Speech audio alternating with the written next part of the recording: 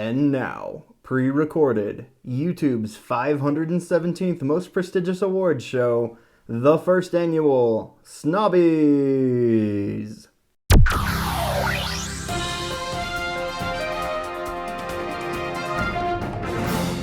What's up, snobs? Shane here for the first annual Snobbies. This is my wrap-up in the year of film leading up to the Oscars. I thought this would be a fun way to get to talk about all my favorite movies that came out last year. And so, hopefully this will become a tradition going forward where the week before the Oscars, I just talk about what I would like to see get awarded. This isn't going to be, the prestigious stuff that is objectively well made. This is going to be my favorite stuff. This is going to be things that likely would never have any chance at the Oscars, but I wanted to recognize because I really enjoyed it. And so we're going to get started with the first category, which is my favorite documentary of the year. And the nominees are The Last Blockbuster, You Cannot Kill David Arquette, Mucho Mucho Amor, Class Action Park, and Boys State. I thought this year in documentaries was pretty solid. There were a couple that really blew me away, but overall, I think I watched more documentaries this last year than I have in almost any other year, and they were all pretty solid. But this year, the snobby goes to Boys State. Boys State was a tremendous movie about the political process, and it was almost like Lord of the Flies set in politics. If you didn't get a chance to check out this movie, I highly recommend it. It'll make you feel hopeful and terrible and happy and sad all at the same time. Check out Boys State, the recipient of the first ever Snobby for my favorite documentary. Now, moving on to our next category, we have the most fun film. This is the film that maybe it wasn't the best, maybe it wasn't the highest quality, maybe, I can see the flaws in it, but I had a good time with it. And so, the nominees for Most Fun Film of the Year are Bill and Ted Face the Music, Sonic the Hedgehog, Spree, The Prom, and Borat 2. Now, like I said, I enjoyed all of these movies in their own way. Some of them I did not think were good movies at all, but I still had a really fun time with. Some of them were unexpected good times. But the snobby for Most Fun Film of the Year goes to Bill and Ted Face the Music. I was really skeptical about what this movie was going to be like, especially because, comedies that take a long time off in between entries typically are pretty bad. But I thought this one was actually really fun, and the ending actually got me pretty emotional. It was just kind of the hopeful, optimistic view of humanity that I needed last year. All right, let's move on to the next category. Favorite bad movie. Now, I love a movie that is so bad that it's good. And none of these are so bad that they're good. They're just fun in spite of being bad. None of these would I say, hey, you definitely have to see this movie. But for one reason or another, I thought there was something charming about them, even though I recognize that the quality wasn't very good in this category. Let's look at the nominees. Hubie Halloween, Eurovision Song Contest, Scoob, All Together Now, and Magic Camp. And the snobby goes to Eurovision Song Contest. This movie was not great, but I thought it was really fun. I thought it was a dumb Will Ferrell comedy that I enjoyed. I liked the music. I liked the side characters. I thought Dan Stevens was great. I thought Rachel McAdams was great. It was a good, silly, fun time. That was not a very good movie, but I enjoyed it. Let's move on to the next category. Favorite screenplay. I thought a lot of the movies in this category had incredible screenplays, from great concepts to character development to dialogue. There were a lot of movies this year that left me just blown away at the way that they were constructed from the script level. So let's look at the nominees. The Invisible Man, The Father, Spontaneous, Palm Springs, and His House. I think each one of these movies took, kind of a familiar setup or basic premise and did something original and new with it. If you haven't seen any of these movies, I definitely recommend checking all of them out, especially if you're wanting to go into filmmaking or writing, because I think they all felt fresh. Even, something like Palm Springs that has a familiar setup with the time loop concept. They found a new way to do something familiar, and that to me is the testament of a great screenplay, is finding a way to present a new story, even though we've already seen so much. So, the snobby goes to The Father. If you haven't checked out my review on The Father, I highly recommend it. I thought this movie was brilliant, and I think a lot of that came down to the acting and the screenplay. This movie was so well written. It's such a smart way to execute this story. I can't recommend it enough. Check it out for sure. All right, well, let's move on. And now we're going to start getting into the acting categories. And so we're going to kick that off with favorite supporting actress. There were a lot of really understated performances this year, a lot of stuff. Some of them coming in movies that I didn't totally love, but there was a character that stood out. Some of them were highlights in great movies. But it was a pretty strong year across the board for acting. So let's take a look at the nominees for favorite supporting actress. Maria Bakalova for Borat 2, Yoon Yoo-jung for Minari, Olivia Colman for The Father, Barbie Ferreira for Unpregnant, and Diane Wiest for I Care a Lot. And the snobby goes to Maria Bakalova for Borat 2. I thought she was amazing in this movie. What Sacha Baron Cohen is doing and what he did in that first movie is so iconic. And so the idea that someone would be able to come in and really match what he's doing seemed like an impossible task, and yet she completely matches him step for step. She's so funny in this movie. The fact that she's actually nominated for a real Oscar and not just a snobby makes me really, really happy. And if somehow she ends up winning the Oscar for Borat, I think that would be just incredible. She's great in this movie. If you haven't checked it out, definitely give that one a look. Favorite supporting actor. Now this one, most of these are going to come from movies that are not quite Oscar-esque. I thought there were a lot of these little side performances that popped up in movies that I really, really enjoyed. A lot of these are actors that I love doing something either familiar or different, but turning in these supporting performances that I thought stole the show for me in a lot of cases.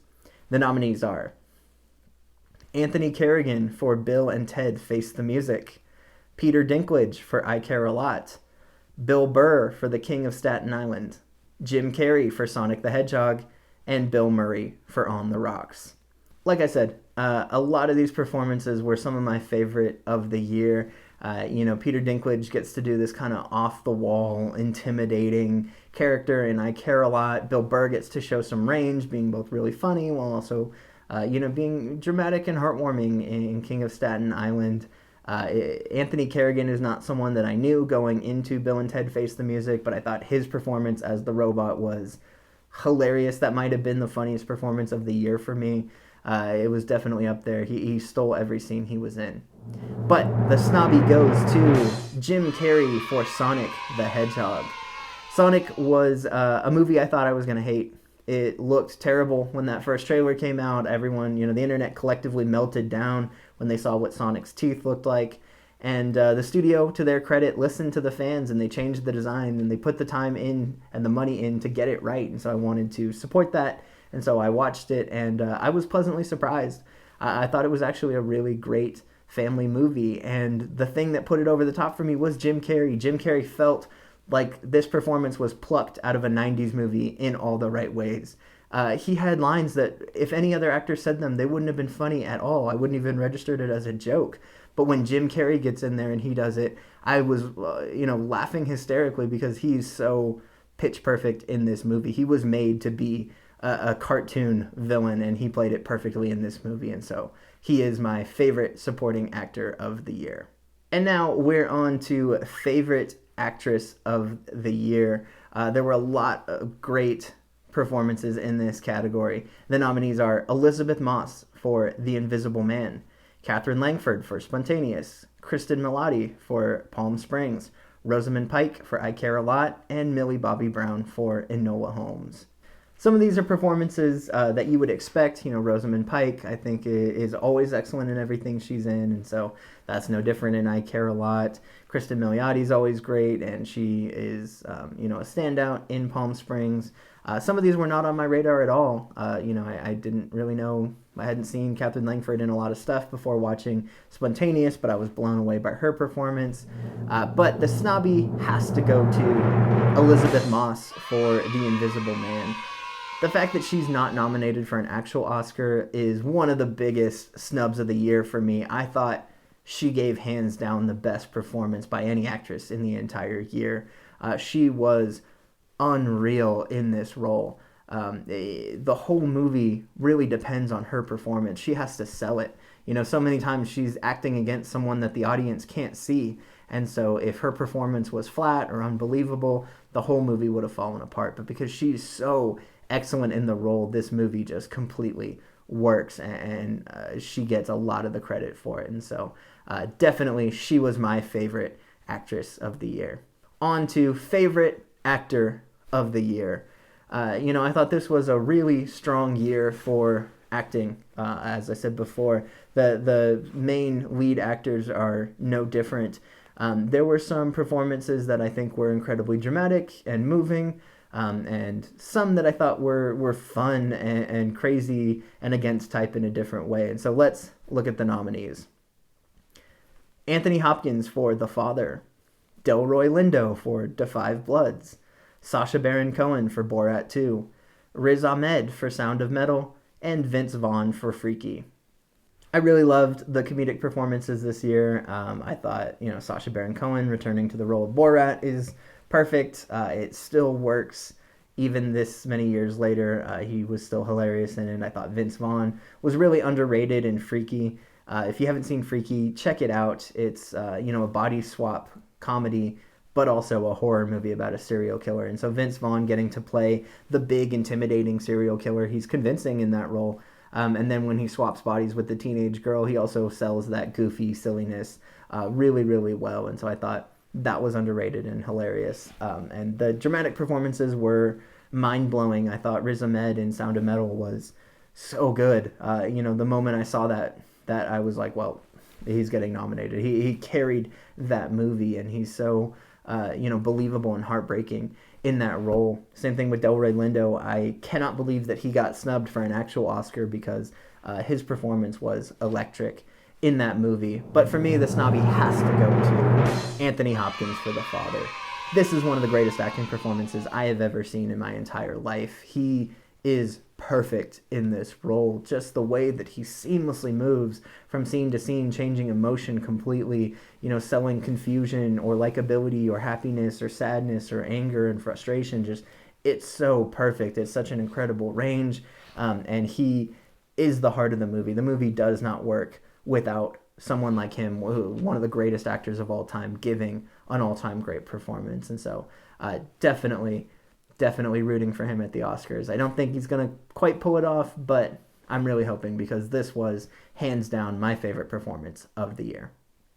All right, we're coming down to the last two categories of the night, and this is my favorite director of the year. I thought there was a lot of really impressive directorial work done this year. Kind of the way I evaluate this category is I'm looking for something that only this director could do. There's a lot of movies that if you swapped out the director, there'd be differences for sure, but they could produce something similar. And so the nominees you're going to see in this category are performances that I thought only this director could turn out, that only they could make this movie the way that they made it. The nominees are Leigh Whannell for The Invisible Man, Florian Zeller for The Father, Christopher Nolan for Tenet, Darius Marder for Sound of Metal, Brian Duffield for Spontaneous.